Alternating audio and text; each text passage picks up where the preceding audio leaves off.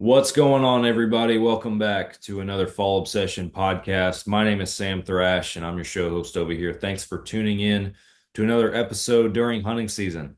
We're going to talk about some whitetail hunting and some of that stuff today. My guest is our staff manager over here at Fall Obsession, Todd Sellon. We're keeping this podcast in-house, as I like to call it, talking and conversating with our own staff. So hope you guys enjoy this conversation.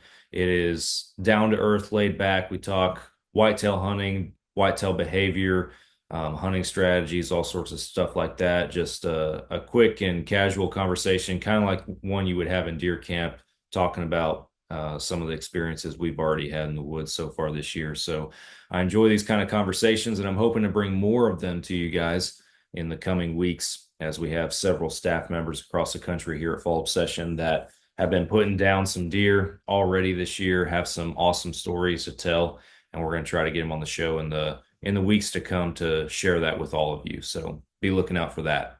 But before we get into it with Todd, we're going to talk about the sponsors and the partners real quick that make Fall Obsession Podcast possible. Thanks for hanging with us during this short little segment. But the first one is Hoot Camo. Been rocking the Hoot gear for a couple seasons now. Todd's been wearing it also. He loves it. I love it. It's great quality gear. The pattern is versatile. It works well in a ton of different environments. I've worn it in Colorado. I've worn it in Idaho. I've worn it down here in Texas a ton. And it does the job every single time. I can't say enough good stuff about Hoot Camo and the folks over there. So if you guys want to go shop around, go to hootcamo.com, check out all the gear that they have on there, their lifestyle wear, their fishing wear, golf gear, all that kind of stuff that they have for you guys. They have it all, and it's all at a price point that's realistic for the blue collar hunter if you are looking at getting into a good quality set of camo. So go to hootcamo.com, see what all they have. Use the code FALLOBSESSION15 at checkout, and that will save you guys some money. News on Safaris is a Fall Obsession podcast partner. If you guys are looking to book that next big African safari adventure, you need to do it with News On. We have people both on our team and outside of our organization that have hunted with News On and had a great experience. And what's even better is that News On is offering Fall Obsession podcast listeners a discount and some savings if you book with them and just tell them that Fall Obsession sent you. That's literally all that you have to do. And here's what you're going to get. If you tell them that, you get a $500 trophy credit, free lodging, food, and drinks. Your professional hunter, tracker, and skinner fees are going to be covered. Your basic trophy prep is taken care of. All that totals out to a $2,250 value per hunter. And that's valid for up to 4 people in your hunting party. So if you do the math on that, you could be saving up to $9,000 on an already expensive safari, no matter who you book with. So book with News On, save the money, tell them Fall Obsession sent you. All that you got to do is call Tim. His number is 303-946-9441. Again, that's Tim. And tell him that Fall Obsession sent you, and he'll get you set up with News On Safaris. Trophy Edits is a Fall Obsession partner. If you guys have had that photo, perhaps already even this year, where it's a memorable moment, a memorable hunt, something significant for you, and you're looking forward to seeing that photo, and it just doesn't do the moment justice. Maybe it's blurry, out of focus, maybe the lighting's wrong, it's too dark, whatever it might be. What Trophy Edits does is it's a professional team that will take that image, they'll clean it up, they'll do all the hard work for you and make the most out of your hunting or outdoor memory. You can go to the link for Trophy Edits that's in this podcast description. That will take you over there. You can start shopping around, and by using that link, you let them know that you came from us. We always appreciate that. Go check out Trophy Edits. The Outdoor Call Radio app is a Fall Obsession partner. Outdoors Dan from Respect the Game TV. He created an app that you can download on any device where you can stream hunting shows and podcasts on a loop every single day. Fall Obsession podcast streams on that loop on Mondays. That's the same day as our new publications, as well as tons of other hunting shows and podcasts that we all know and love. Go download the Outdoor Call Radio app today. It's free. You can start streaming immediately. And be sure that you follow Outdoors Dan and the Outdoor Call Radio app on social media, because they do some live radio shows in the Midwest throughout the week, and they share those live broadcasts on their Facebook Live. The Outdoor Call Radio app, go download it today. Ridge Rock Hunt Company is a Fall Obsession partner. Derek Eves is the man over there in Mississippi, and if you are looking to book a hunt with a vetted and trusted outfitter in North America, then Derek is the guy you need to call. He asks all the right questions, finds out exactly what you're looking for, and sets you up with somebody that he knows and trusts. Ridge Rock Hunt Company, go check them out. Finally, thank you guys for tuning in to another Fall Obsession podcast. Whatever podcast platform you are listening on, please hit that follow or subscribe button, whatever they have up there for you, and make sure those notifications are turned on if that's an option. Go subscribe to the YouTube channel. We got some awesome videos in the editing room that are going to be coming down the pipe here pretty soon. Go to fallobsession.com. That's the website, that's the hub, that's where you guys can find all of our content filtering through. Be sure that you follow us on all the major social media platforms. We post daily, especially during hunting season right now, multiple times a day, perhaps, because we have our staff across the country that is doing so many amazing things right now, and we're sharing all that content on those pages. Go stream our shows on Carbon TV. This podcast plays on there, as well as our staff-inspired video podcast series, Couch Chats, and our two different hunting shows, Midwest Mindset and Texas Dirt, can also be found there on Carbon TV. Hit that share button, get this content out there to all your friends and hunting buddies. That's how you can help this brand grow. And it's a $0 investment that serves us well. So we always appreciate y'all doing that. All right, with that, I'm wrapping up the intro and we're going to go over to our episode and this conversation I had with Todd Sellon, our staff manager here at Fall Obsession. You guys are listening to another Fall Obsession podcast. Oh, you got her, dude. She's down. Let's go. Dude, I just shot a deer of a lifetime. Freaking smoked him. One with nature, and if you're a believer, one with God. Definitely gets your heart pumping. Boy, you are in trouble. Fall Obsession Podcast. What's up, everybody? Welcome back to another Fall Obsession podcast. I'm Sam, and joining me for this episode is our staff manager here at Fall Obsession, Todd Sellon. Welcome back to the show, man. Hey, Sam, how are you? I'm good. Thanks for joining me again. Always a good time. Always a good time. Always good to see you. Always good to talk to you. Hang out with you virtually. It's great to hang out with you in person, but you know how that goes. So.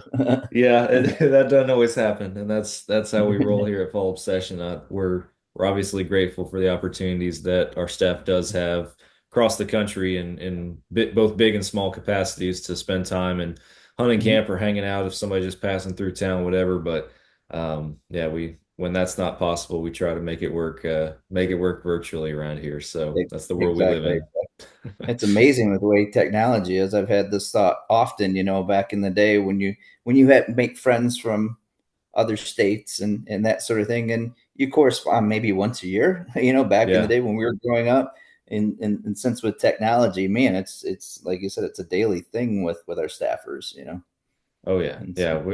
Just being able to touch base with anybody. I mean, the obvious cell phones and texting and stuff, but then, Zoom or all these different apps you can video chat on now too, at just the click of a button is pretty incredible. And even from our podcast world, we started small with, recording a lot of local stuff, and then we expanded to at least having people on the phone with us. And, then one day we were able to broaden it to having virtual videos and this kind of stuff to go with it. So pretty cool. In fact, I think when I interviewed with you, I interviewed with you and Drew, and we were on the phone. We did it via phone, and it was a three-way call. We're like, oh, look at this technology. It's a three-way call. Yeah. I do remember that yourself and several other team members that came on board around that time frame. It was all phone calls. Honestly, I think it was probably all phone calls until you started doing the interviews as well. I think that's when we kind of added the video element, or somewhere around in that time, it seemed like. Right. But yeah. Yeah. So yeah, it's nice to always put a face with a name. Obviously we get the people that apply, and you see the name, you do the research, and you see their pictures on their socials, but it's really cool to connect. As we mentioned at the beginning here, you can see your face. It's like a face-to-face conversation as opposed to just kind of corresponding, Yeah, absolutely. Well, so one of the reasons I wanted to have you on the show, and we talked about this beforehand, but so that everybody kind of knows the direction that some future episodes are going to go, is we have staffers all across the country in tons of different states and different environments that have different hunting experiences. And for anybody that doesn't know about that, you can go to our website and look at our staff page and see all the folks that we have contributing to the team and everything, all of our content creators. But hunting season's obviously here, so we have folks that are getting it done out there in the woods, that are laying down some nice deer, that have some awesome experiences and stories to go with it. So think of this like the pilot episode almost, to kind of a run of some Fall Obsession staffer stories on Fall Obsession podcast this year. I can't say that they're all going to be sequential to one another just because of, schedules and recording dates and all that kind of stuff. We'll do our best, but there's going to be some episodes coming up, starting with this one where I like to call them in-house episodes, where we're talking with our own people, talking hunting and some 2024 deer hunting experiences. So I'm looking forward to it, man. I'm excited because we've had some awesome deer hit the ground already this year. Yeah, we've had a lot of good deer. We've had a lot of success so far, and as you and I were talking, we're not quite to the middle of the Michigan season yet. I mean, we got rifle season starting next week, so we're starting to wrap up archery.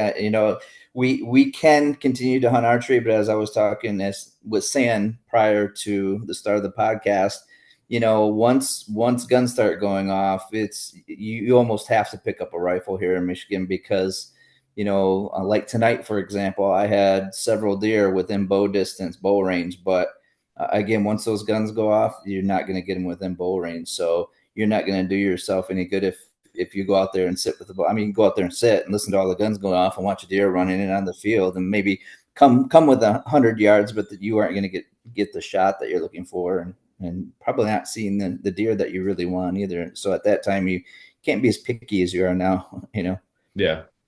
So kind of for our listeners, Todd, kind of set the stage a little bit just as far as the setup that you guys have, you and Heather up there in Michigan, as far as the land that y'all have to hunt.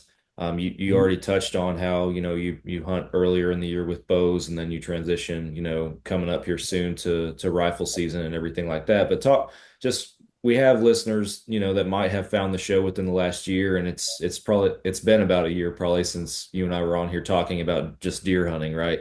So yeah, the deer we missed. Yeah, the deer we missed. It's episode 165. If anybody wants to go back and listen to Todd and I's sob stories from last year, but all that's to say, set the stage for us and kind of educate us on what you guys have set up to hunt up there and your normal recon and everything leading into deer season, all that good stuff. Sure, absolutely. So Heather and I live on her family farm. So when Heather and I first started dating, Heather is the eldest grandchild, and when we started dating, her grandma got sick, who lived on this farm. They moved her out into a nursing home, and said they offered us an opportunity to move in and kind of work the land and take. And really, just kind of take over the land instead of it just sitting here. And so that's kind of what we did. So on the farm itself, we have 56 acres on the side that we live. And then across the street is Heather's dad, and he has 27. So originally it was 83 acre farm. And then they put a road in between that split it up into a 56 and a 27 acre parcel. So Heather and I live on the 56 acre. And then of course her dad lives across the street. And so we have, what do we have? 1, 2, 3, 4, 5 stands set up between the two sides. And so I have a 13 acre, the back 13 acres is rented out to a local farmer who usually plants corn, but he'll rotate soybeans in every now and then.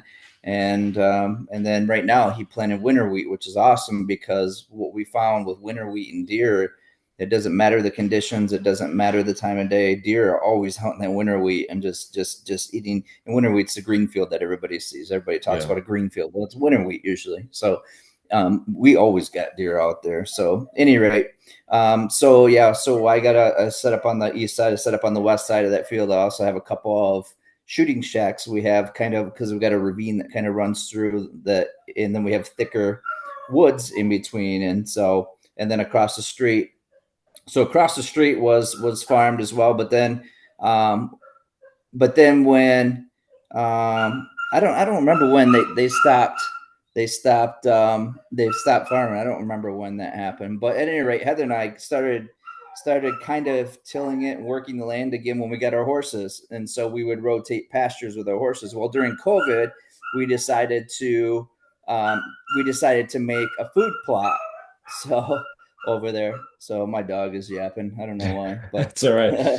We can add it to the fall obsession dog saga. We've had plenty of dogs pop up on the show over the years. So Heather and I, we built a food plot over there just to see what would happen because we didn't have anything else to do during COVID, and we put a couple stands up over there, and it turns out that's actually our best bow setup because if deer come in, they're going to be within bow range right away. Whereas if you're out back, you can see deer when they first come in the field, but they may be 400, 500, 600 yards away.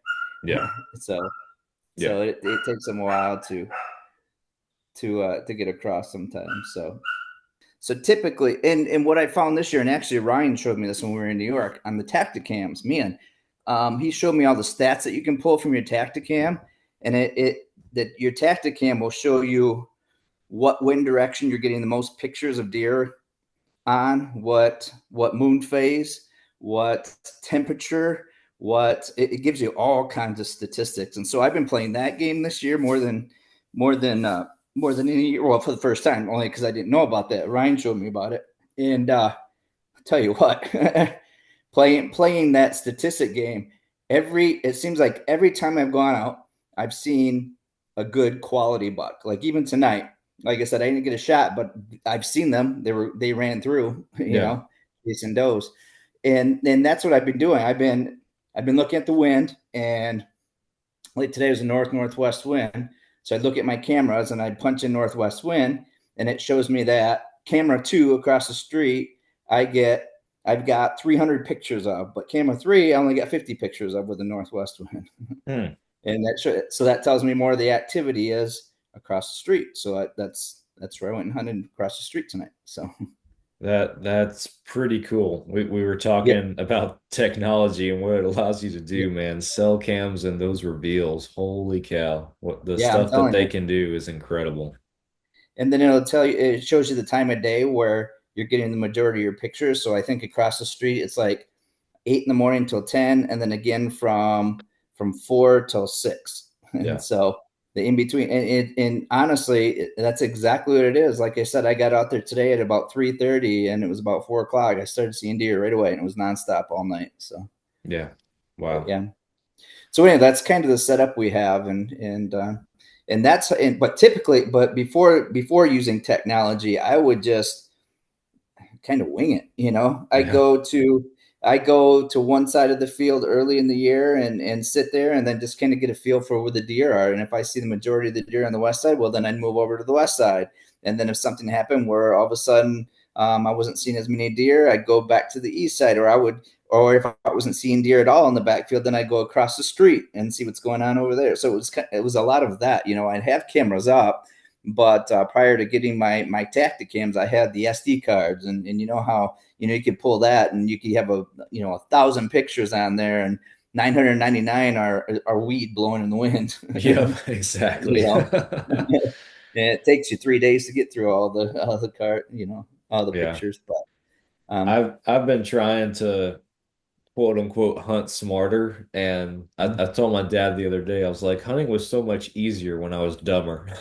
I told him that, I was like, when I would just wing it, because I'm constantly like, and I get that it's exactly the smarter thing to do, but you know, looking at wind direction, looking at deer patterns on the Tacticams and all this kind of stuff, it's just like you almost get exhausted with it sometimes, you know, and I have 6 on our place, 6 prime archery spots that I'm normally hunting in one of them. So I'm constantly juggling these 6 spots as far as looking and trying to make a decision on where I'm going to hunt. And so far this year for me, I feel like I've made the wrong decision, not based off of the wrong information. I've made a decision, what I feel like was the right decision based off the information that I had. But when I was out there last, the rut was just starting to kick off. So the deer were kind of getting pushed around and outside their normal routine a little bit.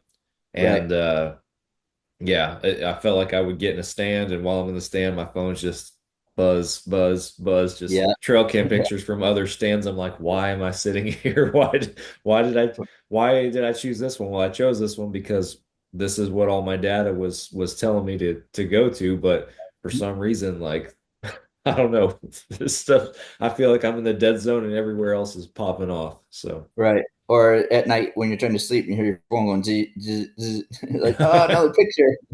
yeah, I'll be I'll be asleep or going to sleep, and my wife's like, "Put your phone on sleep mode or put your phone on silent. I don't want to listen to your trail cameras all night."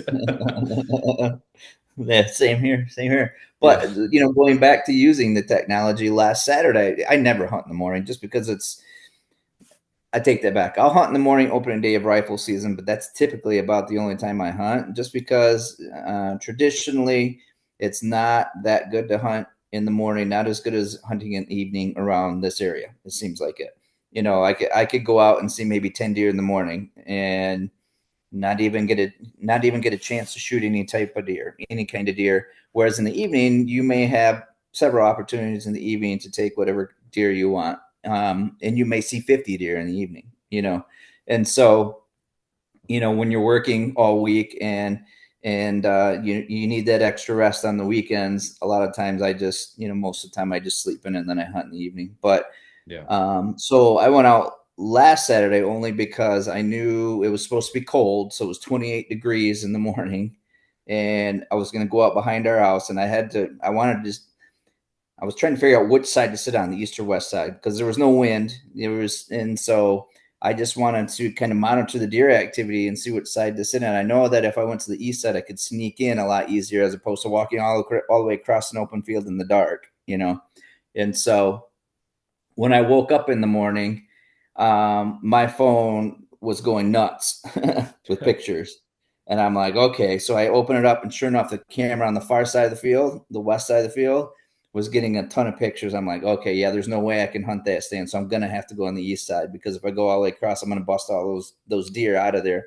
So yeah, sure enough, I sat on the east side and started seeing deer even before light they were all over on my side. And then when the light came up, there was a ton of deer over on the west side. And then, yeah, and it was constant. And like I said, it was 28 degrees. And I do love those mornings where you go out there and it's cold. So you really got to bundle up and you're nice and comfortable and you feel the crisp air, and it's just so refreshing. And, the sun comes up, and that's always the coldest part of the day, when the sun first comes up. And I look down and I got like frost on my arrow, and I got like it's glistening on my arms, and so I got frost all over me. I'm like, oh, this is awesome. Yeah. But Yeah, deer are really, really active. So, there were some but yeah, mornings in the mountains that were kind of like that. I haven't gotten to experience 28 degrees in Texas yet, but when we were up in Idaho, there were some mornings we would wake up, it'd be below freezing, and yeah, on the side of a mountain, your bow would have frost on it or whatever the case yeah, might be. It was pretty cool. I yeah. wanted to I wanted to ask you about, because you just mentioned how it's you have better hunting, it seems, in the evening time than the morning time in your area. Yeah. Are there specific reasons why it is that way in your area that you found, or Not that I found. There's really no rhyme or reason. In for years now, I've tried to hunt. When I first started hunting, I'd hunt both. I'd always hunt in the morning and evening, and that was just kind of our thing. And I've always experienced. I I know for a fact that in the past, if I were to go out, I would sit there and I would see deer from 9 to 9:30 in the morning, and then that would be it. you know. Um, and talking to my neighbors and some of the other people that hunt in the area here, same thing. They've always said that hunting in the morning is just not very good around here. And hmm, so, um, there are times, I mean, not, and that's not to say that there aren't times that are good. Like I said, Saturday, it just so happened that was a good morning. It was a really good morning for us. When I ended up shooting that doe and I shot a turkey, and right after I shot the doe, I could have shot a 9 point. So I had a couple bucks actually come in too. A 9 point and 8 point both came in right after I shot wow, shot the doe. And so, but I had seen a bigger deer the night before across the street. So my thought was to try to get him. So I Yeah. didn't want to. I got one more buck tag left. I didn't want to use it on a. He's probably a 2.5-year-old 9 point, so he was a younger deer, but it was a nice looking deer. But I saw Yeah. a bigger one, so I was trying to get a bigger one. So there is no really rhyme or reason why. I don't really know why, but I do know it seems like the colder it is, the better it is. You know what I mean? So I know I've been out there before when it was blizzarding and just snowing so hard, and you see deer kind of off in the distance moving. Obviously, deer are going to move when it's cooler out, and depending on the time of year, this time of year when we're thick in the rut, you're going to see deer all the time. They're going to be Oh yeah. moving all the time. So yeah. Oh yeah. So yeah, I can't figure out why it's not good to hunt mornings here. So Interesting. Yeah, yeah, it is. it's been weird for us this year because our rut kicked in out at our place on the Texas dirt property, like, man, almost 2 weeks early, I feel like, because normally in my mind it's like kind of that early midish November, somewhere in there, Mm-hmm, like that second hmm. full week of November, if you will, that we have. That's really when it's really good, it seems like. And this year, I mean, we were out there October, well, Halloween, October 31st and November Right. 1st, rifle season, general season opening on November 2nd. And we were already seeing deer like with rut behavior. And by the time that next week had come in, the first full week of Mhm. general season, it was just like all of the does that I have some stands that just congregate does every morning and every evening. There's just all these does and fawns Right. there. And all of a Hmm. sudden it would just be a straggler doe or a ghost town in the mornings. And when there's normally a bunch there, it's like, okay, the Yeah. bucks are pushing them. The bucks have Yeah. them running outside their normal routine. And then Right. all the target bucks, their patterns started changing. They started showing up at different stands, different parts of the property at different times, Yeah. daylighting, all that kind of stuff. Yeah. So it kicked off early. My dad was able to get out there and get one on the ground. I guess it was Monday or Yeah. So Tuesday morning. yeah, you said So you're number 4 in the hit list. yeah, I put that reel on our social media before I went out there. I got 3 hunts and talking about kind of my dilemma, trying to figure out where I should set myself up to try and shoot one of the 4 target bucks. So, Right. and in the order that I listed them in that video, my Mhm. number one, my number two, and then I think I actually showed number four before I showed number three. Number three being the Mhm. big, I call him the big heavy Right. eight that I had already daylighting. But that buck that I showed has a split G2 or split G1, a split brow, and my Uh-huh. dad shot him, got him on the ground. So that was our number four hit lister. My big heavy, that one, he's disappeared. I don't he's either running doe somewhere else or somebody might have already shot him, but at least within the Gotcha. last 24 hours at the time of recording this, Yeah. Yeah. I have confirmation number one and number two are still out there, still running Oh, around. So gotcha. Have you tried to do the analytics and looked at your Tacticams?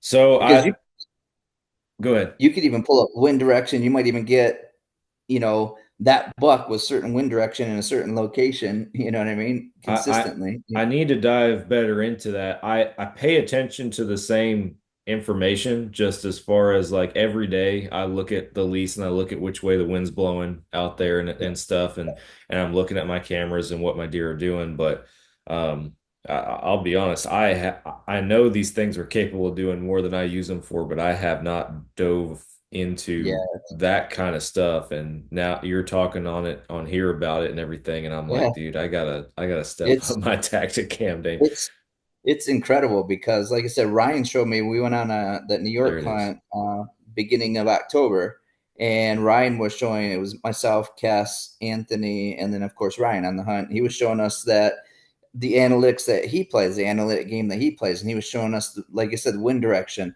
He can pick a specific camera and say, with tomorrow's supposed to be a southwest wind, I'm thinking about hunting this stand. How many, like I said, how many pictures are being taken? What are the quality of deer that are coming through there? What kind of bucks are coming through there? And it shows you all that stuff. Yeah, So I got it yeah, pulled up right now as yeah, we're talking, yeah, these statistics yeah. reports. That's crazy what they have on here. That's what I'm saying. And Temperature, so everything.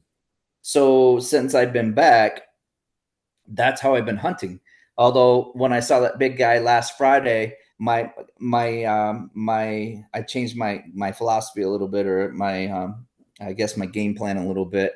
I'm trying to hunt across the street hard until rifle season, because I'm going to try to get after one of those.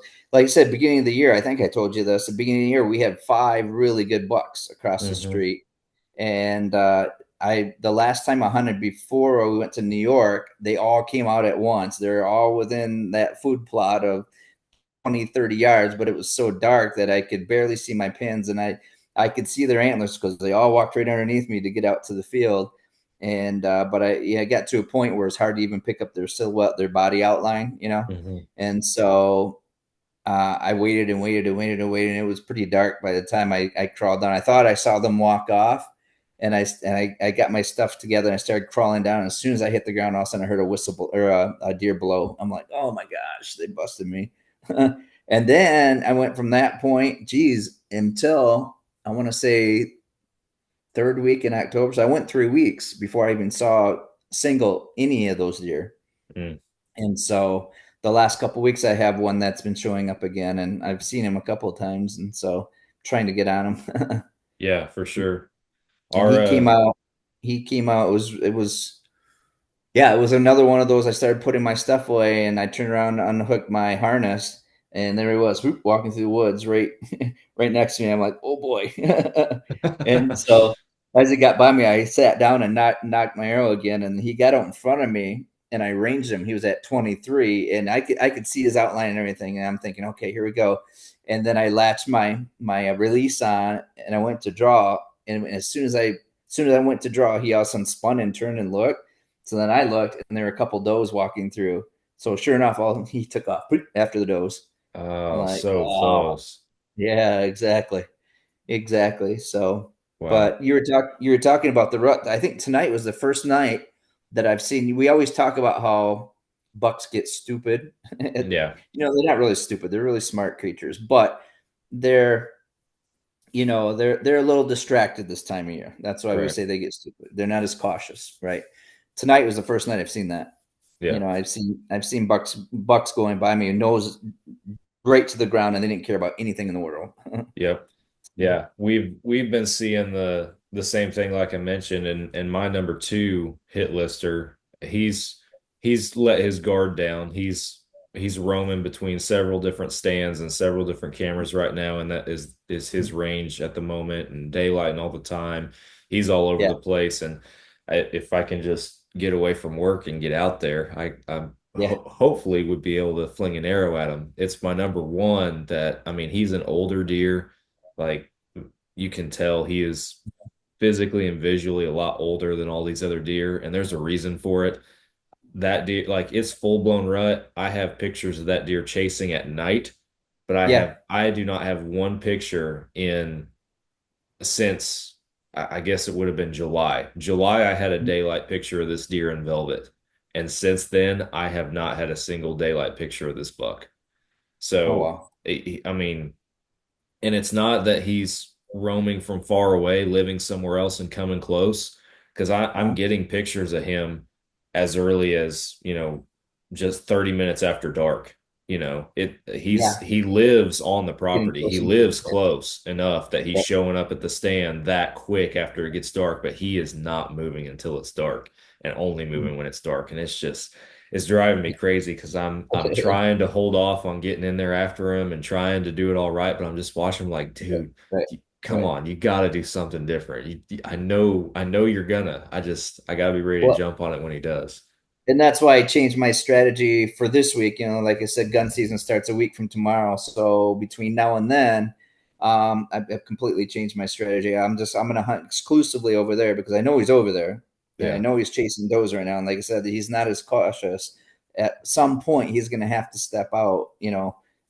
When there's a little more light, or step, you know what I mean? At some yeah, point, he's going to screw up. And so I want to make sure I'm over there. He's not as cautious with the wind or anything. I've been really, really careful when I go out there and when I hunt. I've only hunted it, honestly, probably a handful of times all season because the wind wasn't right, or or something. The only time I could hunt was in the morning, and usually if I go over there in the morning, it's so dark and it's such a compact area that if there are any deer out there, you're going to blow them out of there and you're not going to see anything. So, Yeah. whereas if I go up back, like I said, it's so big that you could walk out there. And I was getting pictures, like I said, in the morning last week. And that's why I stayed on the east side. When I was getting up in the stand, I was still getting pictures of deer over there. And I had already walked out there and got up in the stand. So like I said, it's about 400 yards all the way across the cornfield. In fact, there were times where I'll sit on the west and Heather will sit on the east, or vice versa. Actually, she usually sits on the west because that's where the most comfortable stand is. And guys, if you got girls that hunt, the girls get the most comfortable stands. Yep, that's true. We get the wire mesh that and make our butts look like gray Yeah. cheese graters when we're done. we get the leftover stuff that might have some safety issues at this point, but we're still making it work, or the Scraps ground are off blind with holes easy. in it.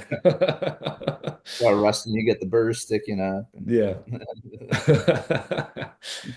Well, so you have you're talking about these bucks and everything, but you have punched a buck tag already this year. I have, So yeah. tell us a little bit about that. Again, playing the stats. That was a big part of it. Like I said, I got a stand on the west side, a stand on the east side of the back cornfield, and then I got a shooting house actually in the woods. And if I usually hunt that, I actually don't hunt that until like middle of gun season, after the deer have been shot at or they've been around guns where they're a little more skittish. Then I usually tend to get back in the woods a little bit further. But anyway, I was playing the game. Where's the best stand for tonight based on the wind direction? I don't remember exactly. I think it was like a northwest wind actually. And so the stand I was getting the most pictures out of was my west stand. So I went and hunted that and got up in there, and I was seeing deer all night long. And just before dark, I happened to turn and look over my left shoulder, and I'm like, oh shoot, there's a nice buck right here, right next to me. And it's the same stand I shot that big one out of, that huge one a couple years ago. Same exact stand, and almost the same exact thing. He came around, and as he came around, he came by me at about 20 yards. And so I drew my bow back. And again, same thing. As I mentioned earlier this year, I said Omnia, the elite bow, the big thing that really drew me to elite was the let off on how you can pull it and hold and hold and hold and hold at full draw. And I had that with that group of bucks. Because when they first came out, I didn't tell you this part of the story, but when they first came out in the dark, he was close enough where I could see his outline. So I pulled back, I drew back, and one of the other ones kind of busted me, and he jumped and spooked him off. And I sat there and held. And I finally let it down because they were both staring at me, or they were all staring at me when I pulled back. Going back to the 8-point I shot, I drew back and he was walking. I was trying to get him to stop. I was doing the man. He wouldn't stop, but he did kind of curve toward me. So he got closer than 20 yards. He ended up at maybe like 10 yards or so. And I drew back, and he got to a point where I was just about to shoot, but then he got behind it was a pretty big branch that's right in front of me. I'm like, I can't shoot yet. So then I ended up having to get up over the branch at full draw and then got back on him. And then he started quartering away a little bit. So I put it on the back rib and then shot, and he just jumped and then took off, and he went out in the field, and you can see the arrow sticking out. So went out in the field, did a big old circle, and then came back, and then I just heard a bunch of leaves crashing, and then that was it. And so I'm like, all right, cool. I got a buck. I know I hit him. You could see the arrow still stuck in him. And so I texted Heather. I said, hey, I just shot a buck. And then she goes, well, you need me to bring the quad out. I go, well, let's give him a little bit of time. I just shot him, so I'm going to get down. So I lowered my bow out of the tree stand. And as soon as I did that, I look up, and there's another deer coming right at me from across the field. I mean, he came from way across the field, and I didn't realize he was kind of on a trot. I'm like, huh. So then I had my rangefinder. I got my rangefinder up and looked through that to see what it was, and all I saw was just a massive rack. I'm like, oh. So he had the one that was coming had a bigger rack than the one I just shot. So, but that's how it goes, right? And then my bow has already been lowered. So I'm like, okay, do I try to get it back up here and get a shot at this one, because he was coming right at me. When he ended up stopping, I ranged him. He was at like 80 some yards. And so I just sat there trying to figure out what I was going to do. And when he started moving again, he ended up veering off and going opposite away from me. So, but at any rate, I got down and went over to look for some initial blood, and I couldn't find any initial blood. So I'm like, what the heck? So of course, when you don't find that initial blood, now everything speeds up and everything looks like blood. And when you first lose the leaves here, you get those red leaves mixed in with all the other foliage that's on the ground, and those red leaves look like blood all over the leaves. And so it's like, it was frustrating. So Heather and I kind of so by the time I got up here, it was already dark. So we just decided to get something to eat and give it a little bit of time. We went on a couple hours later, and I showed Heather where it went in, and we were looking all over, and we couldn't find any blood, couldn't find any turned up leaves or anything. We're like, what is going on? And so then I found a little speck of blood on a stump. And of course I was frustrated at this time. I'm like, I know I hit him good. I just don't know what the heck's going on. And so I ended up walking over a wood pile, and behind me, there's a gully. It goes straight down into a gully, which the deer travel that gully, and then they come up on top of the gully. And then my tree stand is on the edge of the field. So they come up out of the gully and then walk through the woods and then come out in the corner, actually, and then come out and walk the field down the wood line, which is where my tree stand is. But at any rate, I go walking to the top of the gully, and I'm just kind of flashing at this point, looking for a white belly or anything. And all of a sudden I heard a bunch of leaves just go, you know what I mean? And typically when you blow them out of their bed, so typically when you wound them, they'll bed down and then expire at that point. So he was bedded down. And typically when you blow them out, it's just an explosion of leaves rustling.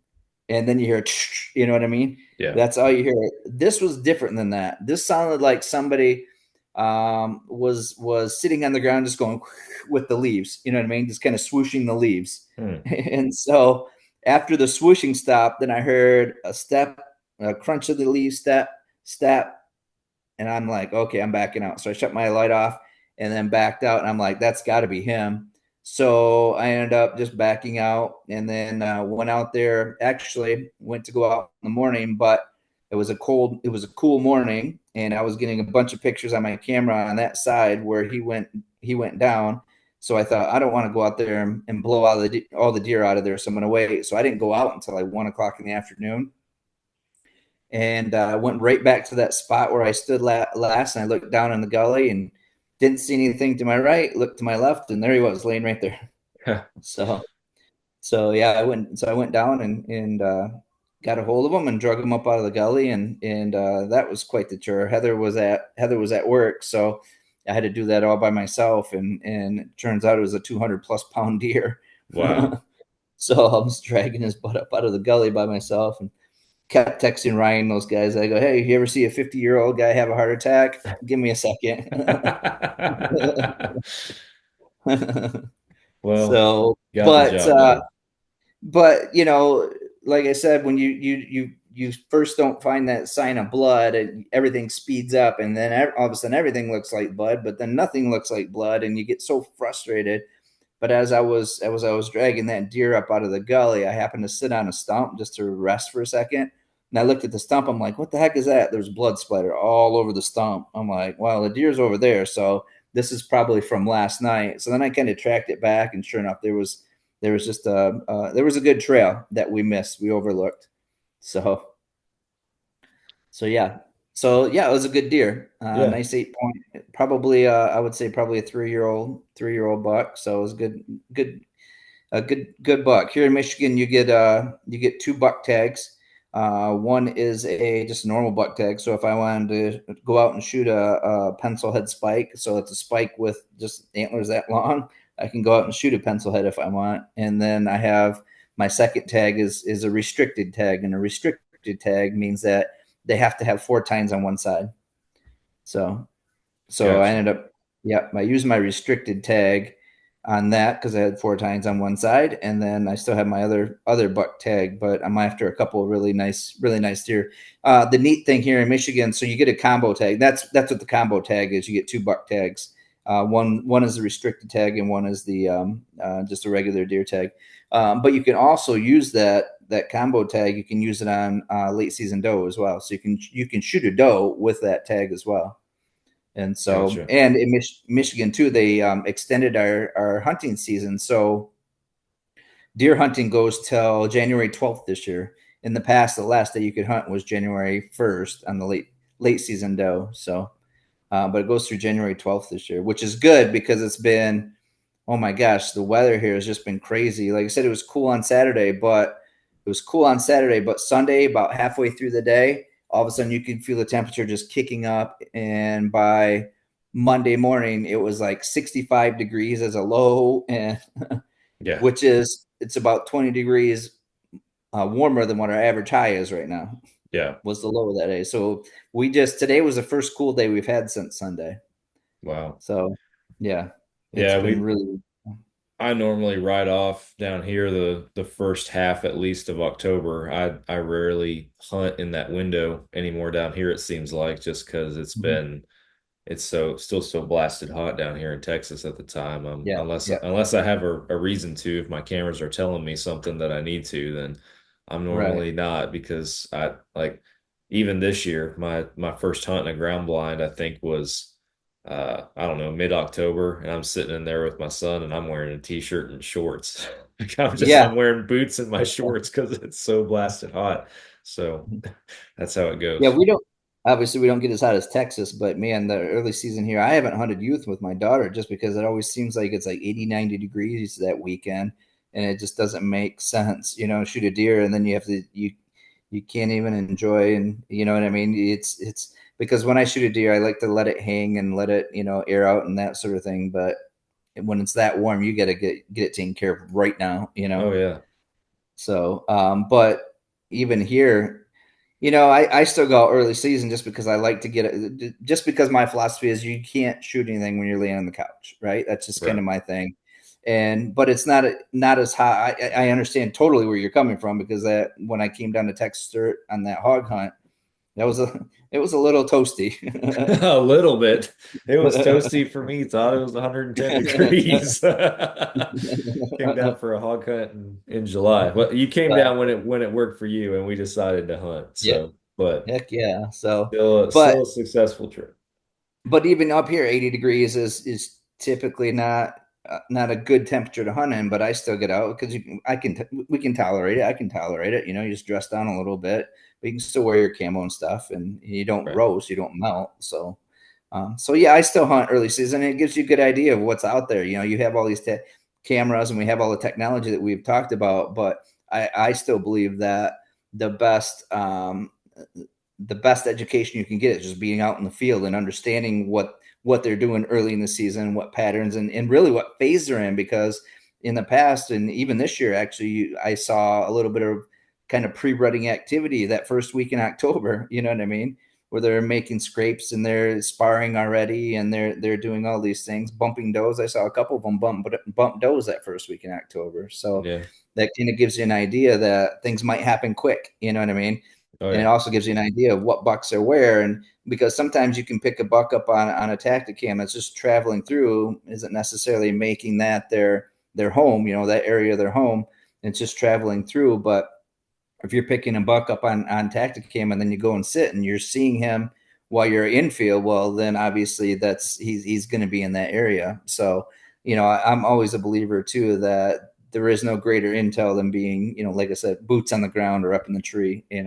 Oh yeah. So Well, and cell cameras they're an awesome tool, but I mean, you know as good as I do, they're fixated on one area. You have yep, yep, one range of a picture that you're looking at. You can't see what's behind that camera or just outside one side or the other, right? So yeah, by actually being in the field and being at a stand, you see those deer that are skirting the area that you have set up for the camera, or that are doing things outside of just that visual window that you have. So Yeah. Right, exactly, exactly. Again, I can't tell you how many times I've been in the field. I'm like, oh, there's deer all over the place, but I'm not getting any pictures. You know what I mean? Just because, like you said, it's fixated in that area, and they're not exactly in that area. They're near it, but not exactly in it. In fact, that Yeah. buck I shot, he ran right by my camera. I didn't get a picture.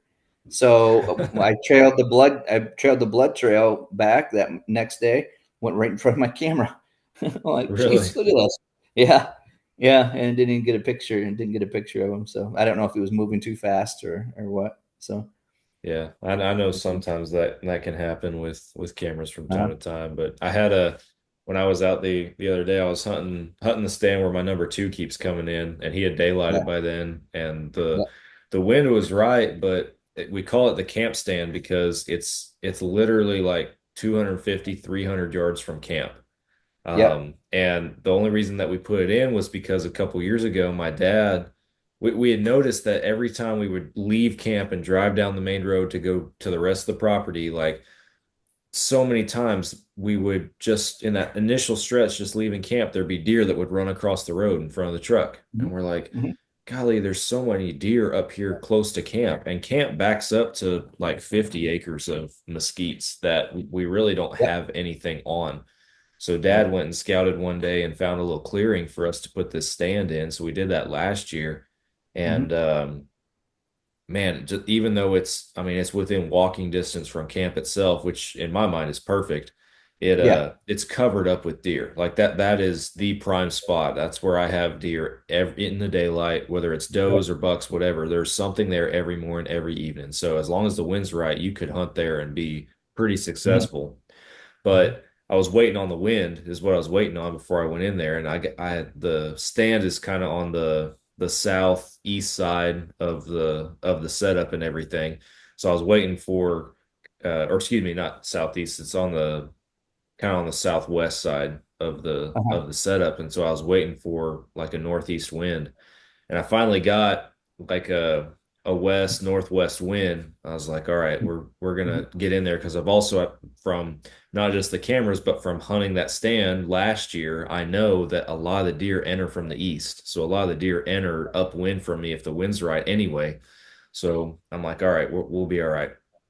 So I got in there and I forget what time it was, but like all the deer always enter upwind from me and yeah, downwind yeah. from me and behind me just I hear a doe start blowing and I'm like you gotta be kidding me like how many times have I watched deer come in from this way this is what they always do and now I have a doe over here blowing at me Yeah, but she did her thing and left and everything. I kept hunting and eventually I had a young little buck come running in and I mean, Todd, we hunt over feeders down here in Texas and everything, but yeah, that little buck comes running in and like he was definitely trying to get in on some of the rut action for sure because he was nose to the ground like he was following a doe, but then he runs in and starts eating corn and I couldn't help but chuckle inside because I'm like, yeah, this deer literally he's looking around like he's going to be late for something. Like he's yeah. gobbling down food as fast as he possibly can, like he's in a hurry.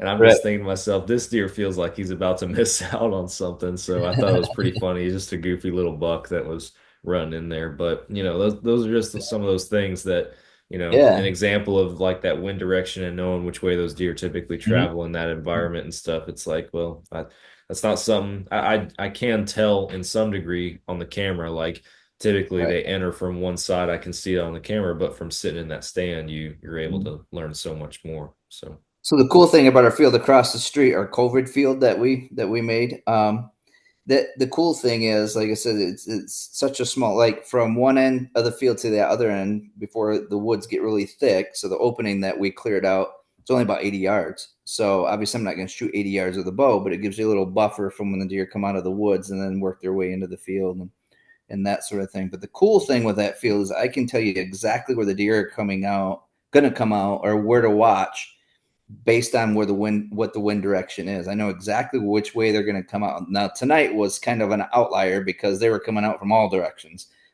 It was a northwest wind, and typically when it's northwest, they come out of the southeast. They, mm, you know what I mean, nose right into the wind, and that's absolutely the case across the street. If it's a south wind, they're going to come out from behind me. They're going to come out of the north. If it's a east wind, they're going to come out of the west side of the pasture. You know what I mean? Yeah. It's crazy because you can set right up on it. Like I said, tonight was a little different. I couldn't figure out why, so I sat out there yesterday. I couldn't figure out why they were so jumpy yesterday because they were really, really skittish yesterday. Well, I think I figured it out with the way the Bucks were acting tonight. I think the Bucks have everybody stirred up over there. Just the rutting activity that's going on. So I think all the deer are just kind of skittish. Now they were a little more calmed down, except for the ones that were being chased, of course. But Right. Yesterday it seemed like every deer I saw it was pretty skittish. But if I go out hunting in the back of our house here on our side, I know where deer are going to come out, but it's not as easy as saying if the wind's coming out of the east, they're going to come out of the west. If it's out of the east, they may come out of the east. You know what I mean? They may come out of the north. They may come out, but there are certain spots along the field edge that you would look. That's because those are their entry points into the field. You know what I mean? And so typically when I hunt out back, I just keep watching those spots where you typically see deer going out into the field. So whereas across the street, I set up specific, you know what I mean? In my stand, I set my body up specifically knowing that, okay, the deer is going to come out right there because of the wind direction, Yeah. So, yeah.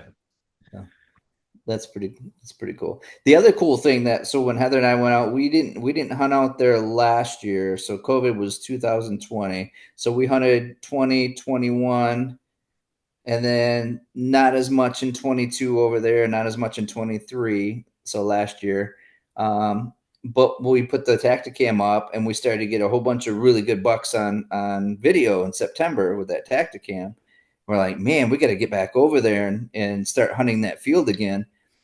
And so we're trying to figure out why, because we haven't tilled it. We haven't really worked it. I mean, it's still cleared out and it's just longer grass now. You know what I mean? And so Heather and I are like, well, there's really not much to eat over here. Why are they? But when we started looking, we're like, holy cow. So the vegetation that we planted during COVID is still growing underneath all the long grass. So we got alfalfa, and we still got some beets and stuff like that growing up through the bottom. So they're digging through and eating all that alfalfa and stuff. We're like, man, this is awesome. It's still growing. So Wow, that's awesome. I might do a little work on it again just to kind of update it. And although with the bucks that we're seeing over there, I might just leave it alone too. Yeah, that too. So, for sure. There are trails all over through there. So yeah, last Saturday was a good. I talked earlier about how it's not very good to hunt mornings here, except for on occasion. So contradicting myself, I knew it was going to be cold. And I knew that it was going to rain. It rained Monday and Tuesday this week. It rained Sunday night. So it was like Sunday night, Monday, Tuesday. So I couldn't even hunt until yesterday, which was Wednesday. And I knew it was going to rain. So I thought, you know what? If I want to go out, and I knew I was going to hunt Saturday night because Tyler had basketball and we had Michigan was playing football. So we wanted to watch the game and that sort of thing. But at any rate, I thought if I want to hunt in the next few days, I'm going to have to go out in the morning. And it's going to be the coldest morning we've had yet. And so I thought it might be a good morning. So I ended up getting up out of bed. And like I said, my cameras were going nuts. So I decided to hunt on the east side based on the fact that the camera on the west side was getting all kinds of pictures. And I was seeing deer from the get-go, deer all over. I actually had a fox in front of me that I could have taken because we have what's called a base license here. And that base license allows you to shoot small game. Gotcha. Fox, coyote, rabbit, birds, stuff like that. So anyway, I had a fox that was running around in front of me right at daybreak. And then he actually went out to a couple of does that were in the field. And the does started like chasing him, like stomping at him and stuff. So I had that. And then I was watching bucks chase does and make scrapes and all kinds of stuff, all kinds of deer activity on the west side. So I'm thinking, man, maybe I should have chanced it and just walked across the field and set up on the west side. But as we were doing that, then I started to have does pop out in front of me too. And just before I went out, I said to Heather, I'm probably not going to shoot a buck simply because of the fact that I saw a big buck over at your dad's across the street last night. I'm kind of set on that one. You know what I mean? Yeah. And I go, so chances are I'm not going to shoot a buck. She goes, okay, well, we need meat, shoot a doe. I'm like, I didn't think about it. Yeah, okay, I'll shoot a doe if I get a chance. And so as luck would have it, I'm sitting in my stand and kind of look up across over the neighbors, and there's some does out in the field. There's 100 turkeys in the field at this point. 100 turkeys, and there's probably 20 deer scattered throughout the field. And there's a group of does off in the southwestern part of the field. And then I noticed one broke off and just started walking right towards me. And I'm thinking, yeah, she's not going to come out, because that's probably, like I said, about 600 yards away from my stand. I thought there's a lot of distance between us. And so she's going to turn off. She's going to veer off at some point, whatever. And so I'm just kind of watching her. Well, sure enough, she ended up coming right to me. Huh. And so, so as she got closer, she got about 20 yards away. And then I drew, and she just kept walking. So again, I had to get over a branch. I got over a branch, and then I got settled. So again, that's that let off. It seems like that's my theme this year. The Omnia is really, I mean, it's worth its weight in gold just with the let off. You know what I mean? Yeah, you're taking full advantage of it for sure. Well, oh yeah, and I've had to. It seems like every shot I've had to hold longer than what I normally like. But it was no effort at all. I could just sit there, like I said. The bucks I drew on earlier in the season, when I did get a draw on, when they were staring at me, I actually set it on my knee and held it at full draw because I didn't want to move, because they were staring at me and I didn't want them to bust me in the stand. And so when they were able to when they looked away, then that's when I let down. But it was no effort, just to kind of set it on my knee and just hold it at full draw, Wow. And so anyway, I was at full draw, got around the branch. She saw me move around the branch, so she stopped, and then I was able to take her. So. And like I said, I sent my arrow right through her, and that was a big thing. I think I talked about that in one of my podcasts, that I was doing a lot of experimenting last year, trying to figure out which arrow was best to get the best penetration and that sort of thing. So, yeah, I got passed through with the doe, and then as I was sitting there, right after I shot her, she ran across the field and ended up dying. And then as I was sitting there, I was just sitting there watching the turkeys. I'm like, I'm just going to grunt. What the heck? So I pulled my grunt out and just grunted to see what will happen. A few minutes later, I look. Here comes a buck walking right towards me. I'm like, oh, this is awesome. It was a 9 point. That was at 9 point. And he came, like I said, 10 yards away and just stood there looking at the turkey broadside. I mean, that would have been just a chip shot. Wow. And then he ended up walking off, actually towards where she came from. And then right behind him was an 8 point. Did the exact same thing. 10 yards, just stood there looking at the turkeys. Except for when he went off, he kind of veered more toward the flock of turkeys, and he kicked a group of about 30 hens toward me. And so when they came toward me, they ended up right below me, all right below me. And if you know anything about turkeys, they have really, really good eyesight. And oh yeah, typically with my bow, it seems like when I draw back, they scatter, and you don't get a shot. Now, with that being said, I've shot more turkeys with my bow than I've shot them with my gun. So again, contradicting myself. But just that but good. yeah, exactly.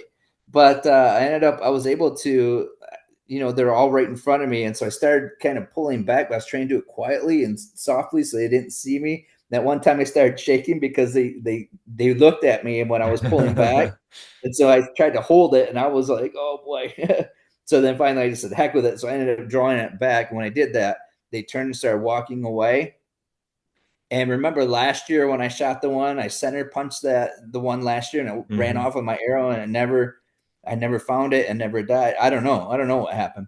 Well, one of the pieces of advice I was given was aim at the base of the neck and try to hit its back. You know what I mean? Because I have such a small vital area, it's really hard to hit.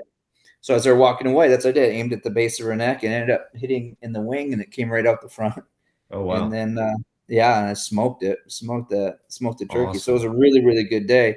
And it's so just about a week or so ago, I was talking to a good buddy of mine, Mike Kettler, at school that I teach with, and he's really big into hunting. And he was telling me a story about how he hunts with a crossbow because he had an accident one time shooting a bow, and so the arrow shattered, and he has a bunch of shards still in his arm from it. So yeah, and so so he crossbows, uses a crossbow now. But anyway, he said that he was sitting in his blind, had a flock of turkeys come out and had a really good time, give him a 20-yard shot. So with a crossbow, and again, crossbows are a lot stronger than a regular compound bow. You know, they shoot 3, maybe pushing 400 feet per second. You know what I mean? Yep. You know, oh, they're way up. Oh wow, 3. Compound can shoot 3, but you know what I'm saying? They're stronger. No, they're Yeah. yeah. You can get them in the 5, 6. I think Yep. there's a couple that might even flirt with a 700 these days. So Let's put it this way: I've never had a compound not go all, shoot an arrow through a deer or an animal yeah, in that case. Anyway, he shot this. He goes, I center punched this turkey, and the arrow didn't go through. It's just a big loud thud, and it took off, and I had my arrow in it. He goes, I never found that thing. He goes, I wow. smoked it. I put a really good shot. I go, last year I did the same thing. Had a really nice time come in. I put a really good shot on him, center punched him. He ran off with my arrow. Never found him. And so, yeah, that's crazy. So turkeys are really, really, really hard to harvest with a bow. But like I said, thinking about it afterwards, I'm like, man, I'm pretty fortunate because I've shot more turkeys with my bow than I have my gun. Yeah. So works out that way sometimes. Well, and it's always during deer season because the turkeys know it's deer season. That's so you see them, just like the deer know it's turkey season. So they forget that there's some crossover right there.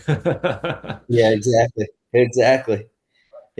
So it was one of those. So Saturday was one of those. Last weekend in general, we were talking about that. Ryan shot a really, really, really nice buck. It's a buck that he's been after for 3 years, and prior to that, his dad that was his number one buck that he was trying to get. And so his dad unfortunately passed away, and when that happened, Ryan picked up the pursuit of that buck. So that's kind of a cool story. So he shot his on Friday. I shot my doe and turkey Saturday morning. Emily shot a really nice buck Saturday night, and then Chad shot a really nice buck on Sunday. So it was a pretty productive weekend last weekend for our staffers. So. Absolutely, yeah. A bunch of different critters hitting the ground in different states and different regions. Yep. It was pretty cool, and I always get excited when the weekends roll around because I know that somebody somewhere is about to kill something, and it's gonna be a good time. So, well, active, yeah, sure. On that note too, Todd, like I know I feel like we could probably sit on here all night if the wives would let us and talk about hunting and everything, but I didn't realize the time. we are probably going to wrap up the podcast at least, but it's been to your point, it's been a productive season already for the fall obsession staff. Plenty of deer season and fall left ahead of us, so I'm excited to see what else is going to happen. And as we mentioned at the beginning, hopefully get some of those stories and everything throughout the year on the show here to share those with y'all. You mentioned Ryan. I don't know if it'll be the episode after this or not, but he'll probably be the next one on here because we're going to get with him and talk about that buck that he killed in New York and everything. So I'm looking forward to that. But absolutely, yeah, it's been a good year so far, and yeah, we're rolling. You talk about a dude that's into analytics and really, really a student of the game. You talk about hunting is more than just hunting. You have to educate yourself about it.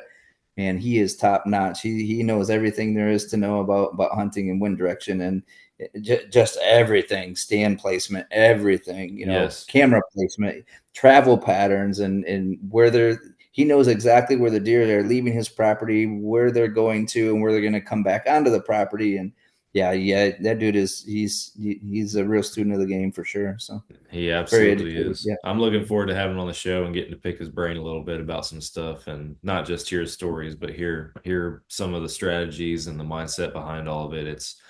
It just from a distance, like me being down here, it's been impressive to watch.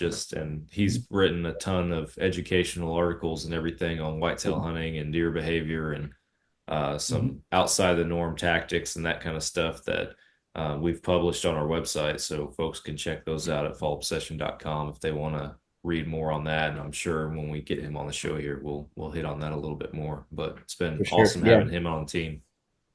And like I said, he's the one that taught me about Tacticam and all the analytics and stuff. And man, I tell you what, that has really changed my hunting strategy. And like I said, I've seen good bucks every time I've gone out now. So that's whereas awesome. In the past, I might see one every third or fourth set, So but now it's every time we get quality bucks out there. So That's awesome. I'm gonna have Yep. to dive a little bit deeper into that. Probably tonight before I go to bed. I'll probably be sitting in Yeah, bed just on my phone looking at it. just start messing around with it and just start looking at some of it, and you'd be surprised on some of the stuff. Like I said, so one of the big things that I noticed was that the majority of my pictures and all my cameras are on a first quarter moon. Well, today was the first quarter moon, and Yeah. usually when I sit across the street, I see 10, maybe 15 deer in a sit. Like tonight, I saw over 30 deer. Wow. And a lot of it was, they're being stirred up by the rutting activity, but still there were a lot of deer in that area. And again, first quarter moon. Yeah. Wow. So That's awesome. yeah.